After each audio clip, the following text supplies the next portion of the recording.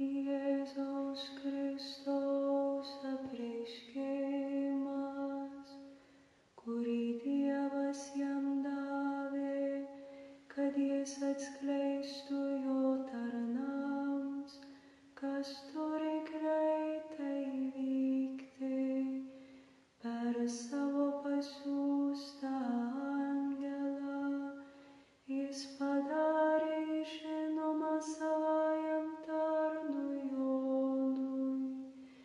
Šis paliudijo Dievo žodį bei Jėzaus Kristaus liudijimą, visa ką buvo matęs.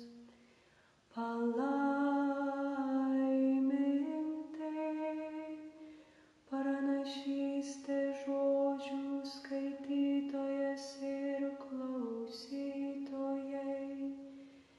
tie, kurie laikosi, kas joje parašyta, nes laikas jau arti.